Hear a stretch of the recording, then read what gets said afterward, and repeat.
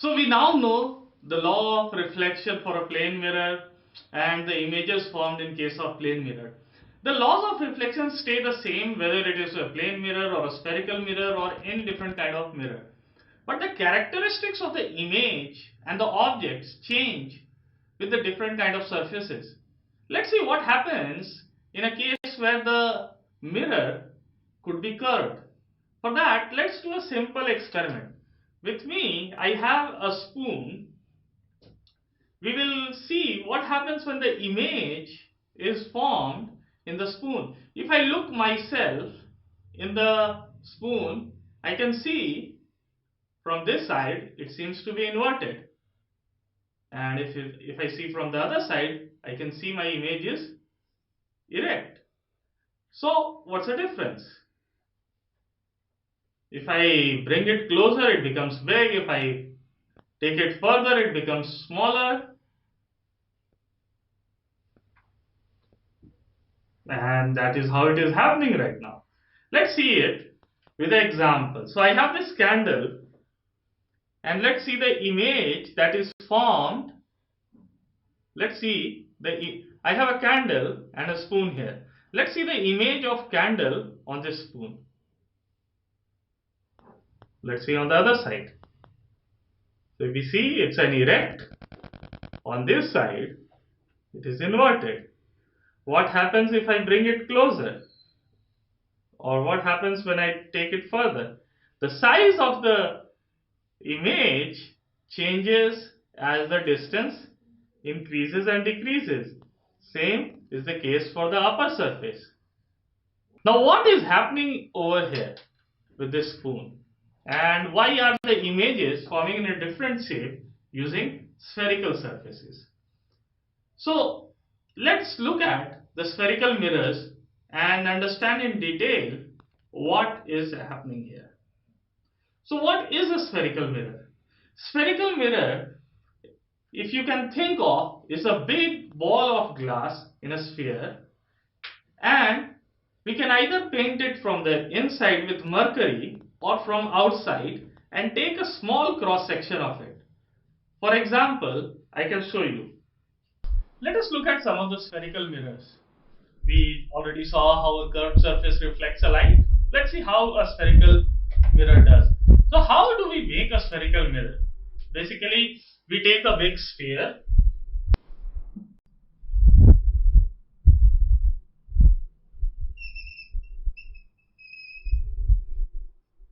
So this is the sphere that we have. To make a spherical mirror, what we generally do is we cut this sphere. We can either cut it like this. So if we cut the sphere like this, we get a glass like this. Let's take for example two of the glasses cut from a sphere. If we polish the outer side and the reflection happens from the inner side, it's called a concave mirror. If we polish the inner side and the reflection happens from the outer curved surface, that's called a convex mirror. Let's study some of the terminology of spherical mirrors. So generally, the center of this sphere from which a mirror is cut is called the center of curvature, C.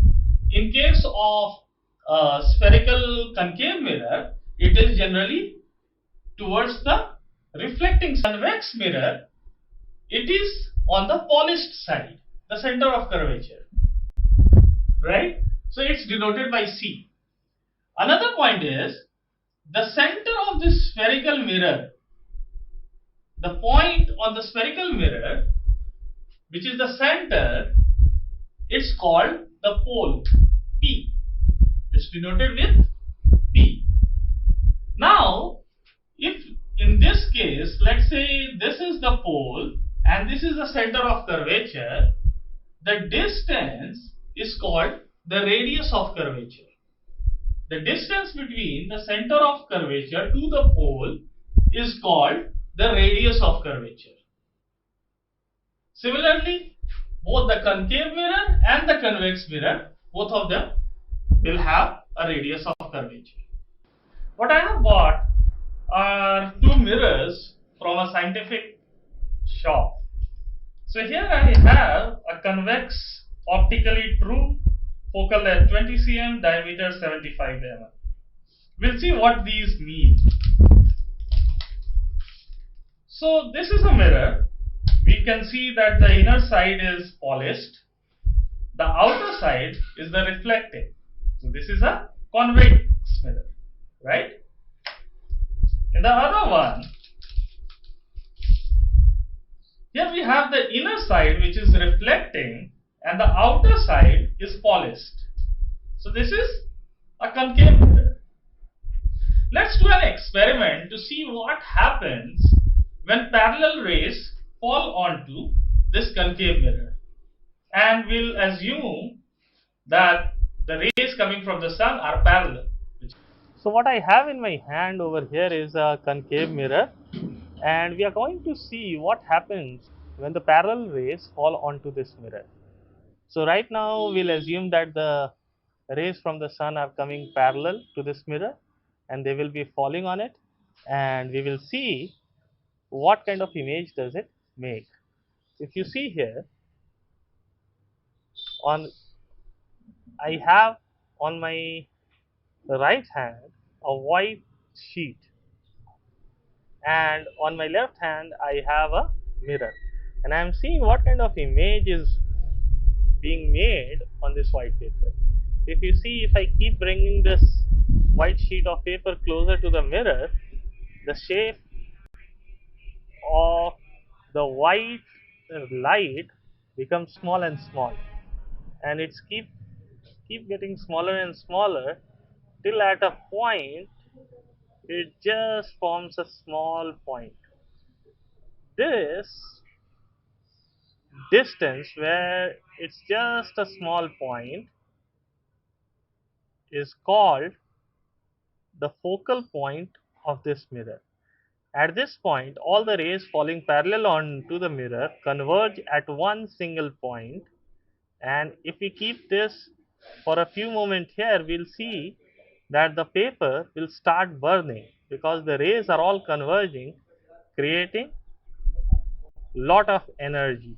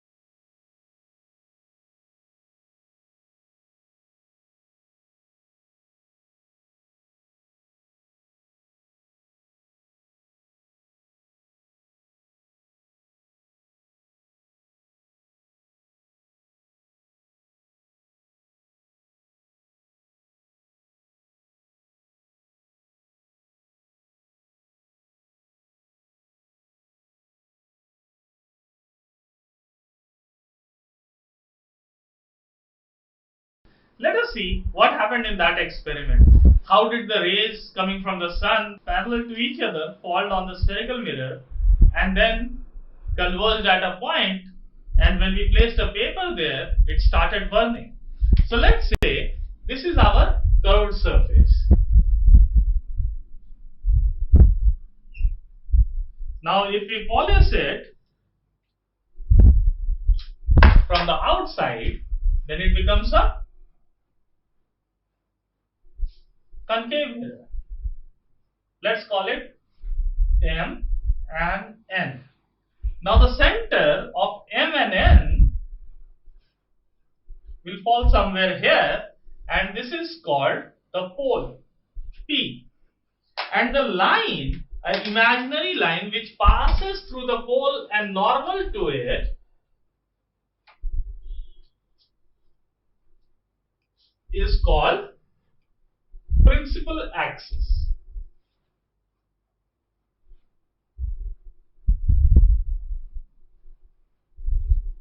So this is called a principal axis. It passes through pole and it is normal to the surface there, right? Now the rays were coming parallel from the sun and they were falling on the mirror. So let's say this is one incident ray and here is a second incident ray, right? And the center of curvature is somewhere here. We'll just assume, right? Now what happened when the rays were falling on this paper? When we were putting the paper further apart from the mirror, we saw a big round image forming, while we brought it closer to closer, and eventually at some point the image of the sun was just a small point. That point is where all the rays were converging after getting reflected from the mirror, right?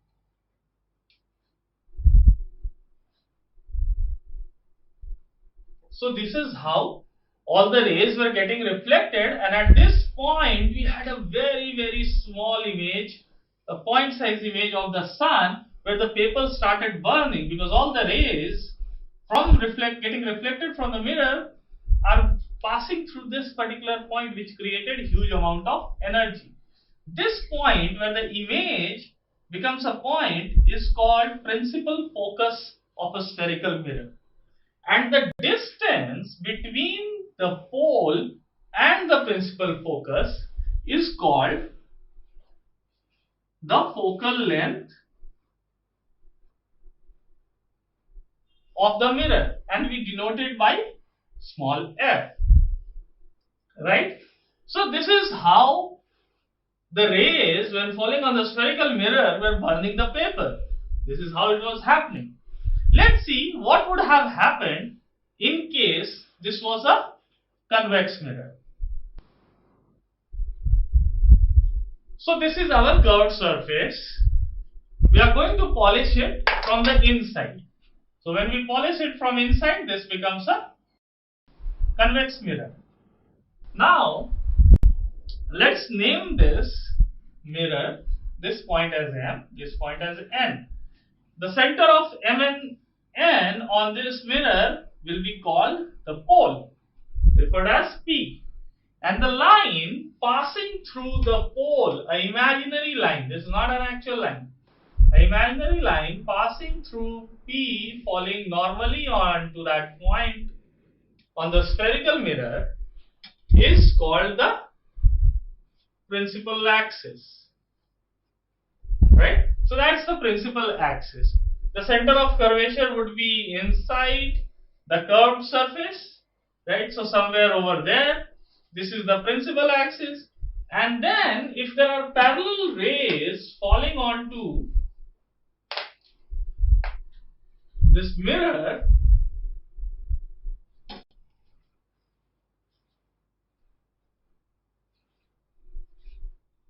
they would follow the law of reflection and they will get reflected. Let's say this is the reflected ray. Now the reflected ray would seem to originate from a point behind the mirror, some place here, right?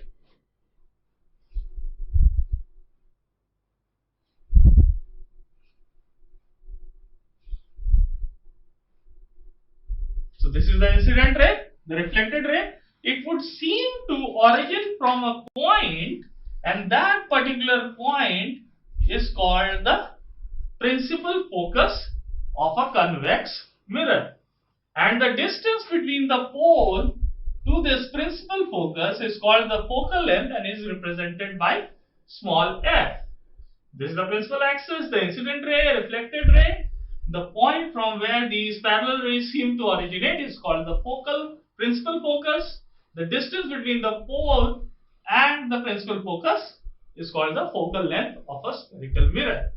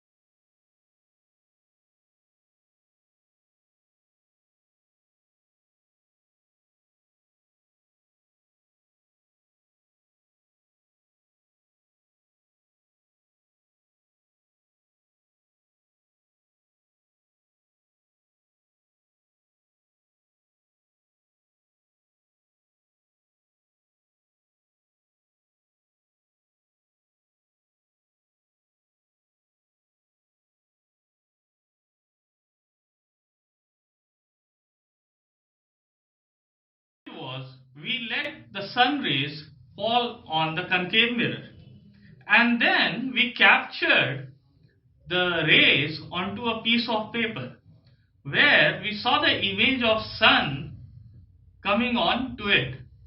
And as we moved the paper towards and away, we saw the image becoming bigger and smaller. And eventually, at one point of time, we saw that the image was just a point-like structure. And at that point, we saw that the paper started smoking and then eventually burning. It was happening because all the sun rays converged at one point in place, which created lot of heat. Let's look at the representation of what's happening. So this is how the rays coming from infinity are falling onto this concave mirror, and then they are getting reflected and converging at a single point. This point is called the principal focus of the concave mirror. Similarly, on a convex mirror, if we see the parallel rays coming in, they get diverged into different directions, and it seems that they are originating from a point from the other side at a single point. It seems like it's diverging from there, and that is called the principal focus of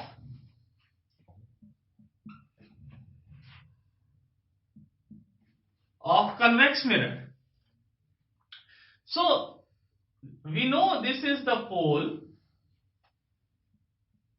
and this is the principal focus of the mirrors. In general, if we look at a mirror, the mirror pretty much looks like a circle, and the diameter of this circle is called aperture of the lens. Similarly, for a concave mirror. Now that we know about the principal focus, let's study about another property of a mirror. If you look at the mirror, a spherical mirror, it's pretty much in a circular fashion. If I draw this circle on the board,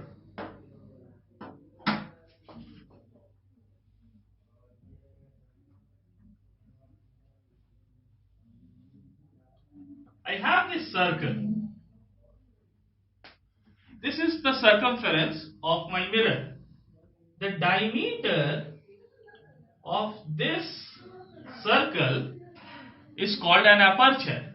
So in our case, this line, let's call it M and N, denotes the aperture of the mirror. Similarly, in case of a convex mirror, we can call this M and N, and this diameter is called aperture. So for all our discussion, we will assume that the aperture of the mirrors are very small compared to the radius of curvature. Now what is the radius of curvature? Radius of curvature is the distance between the center of curvature and the pole. Now when these rays got reflected on the mirror,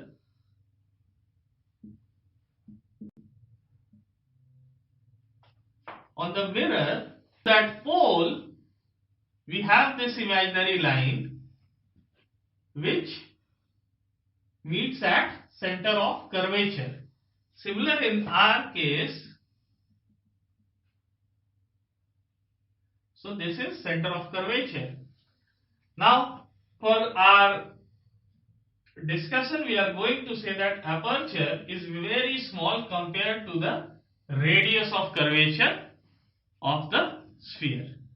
So in the experiment that we did earlier, where we were taking the parallel rays from sun and we were projecting it on a paper, we saw that the image of the sun was pointed and at the focal point, and that is how we determined the f of the mirror, right? Now let's say what happens when we put the object at different places from the mirror.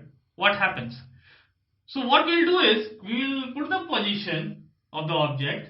We'll see where the image is formed, what was the size of image, and what was the nature of image. So in this case, when the object was at infinity, the position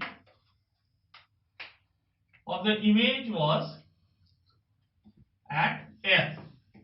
What was the size of image? It was diminished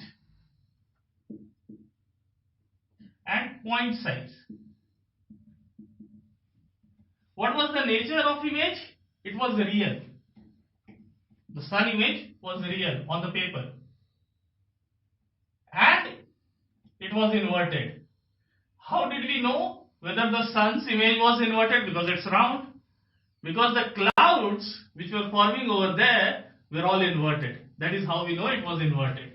So this we have already seen, and this is our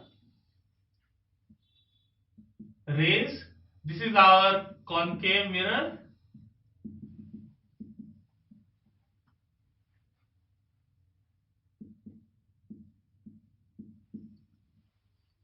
We have the center of curvature somewhere here. Here is the pole. This is the principal axis. Now, this is what we saw when the rays were coming from the sun. What happens if we bring the object closer but still beyond the center of curvature? So, we'll put the object somewhere here. To see this in an experiment, I have marked the focal point as we calculated of the mirror. So, I have put the mirror 15 centimeter is the focal. So, we have put a F mark over here. The radius of curvature will be double of it. So, we have put it at 30 centimeter.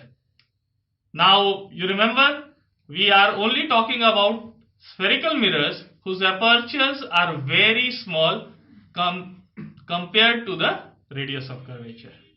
Now, let's see what happens if I put the object beyond C. And where does it image really form? I can do that with the use of this board, and we'll see where did the image really form. We'll try it. We don't have any image here. Nothing.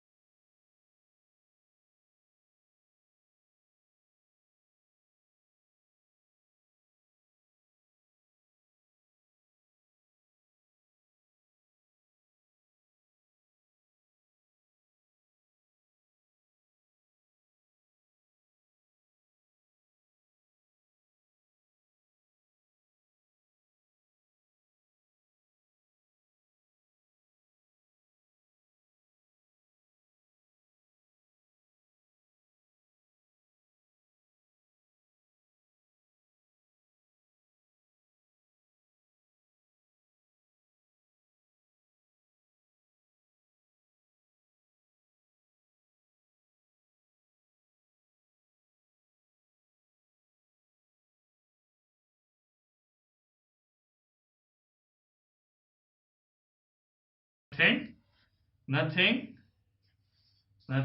Oh, we see some light coming here, if you can see. And we can see there is a flame which comes up. let's try to see where is the image really formed. I am trying to make sure that the image will be formed on this board, because that's how the rays would travel in a straight line. So I can't see anything. Can't see anything on the board. Can't see anything. I start seeing something here, and here is the image of the flame that I can see. What I can see, this is inverted and it is smaller than the actual flame. Where is it formed? It is formed between F and C, somewhere in between there, right? What if I make it closer? See, I cannot see the image. Here I can see it clear, crystal clear. So it will form between F and C, and we get a smaller and an inverted image.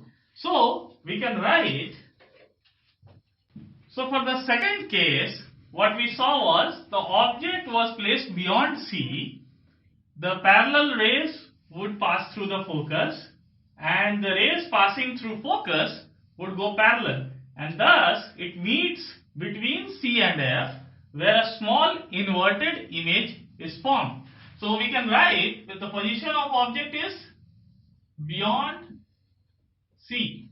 Position of image between C and F. Size of the image is small.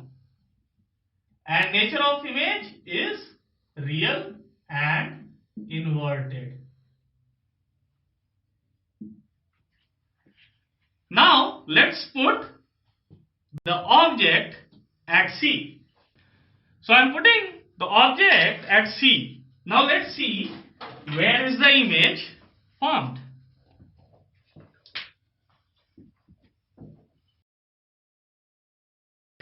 At C.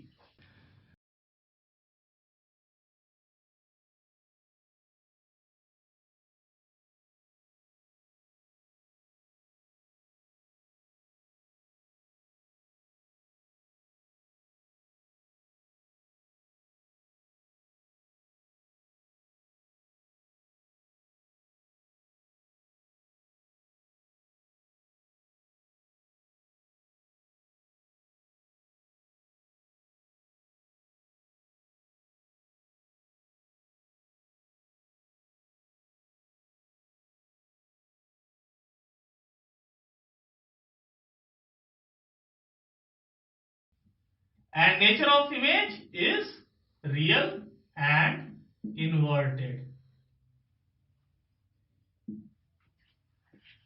Now let's put the object at C. So I am putting the object at C. Now let's see where is the image formed.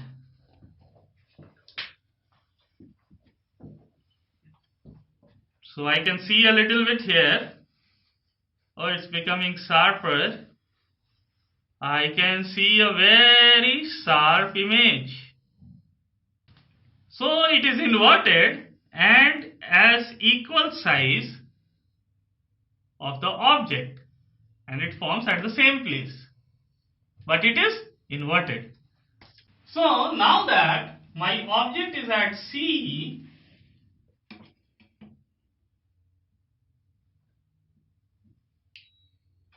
the rays parallel would pass through the focus, and the rays passing through focus will become parallel.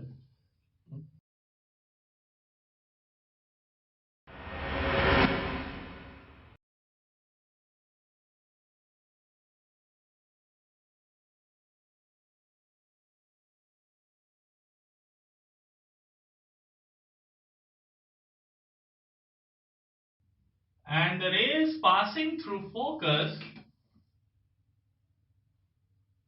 will become parallel.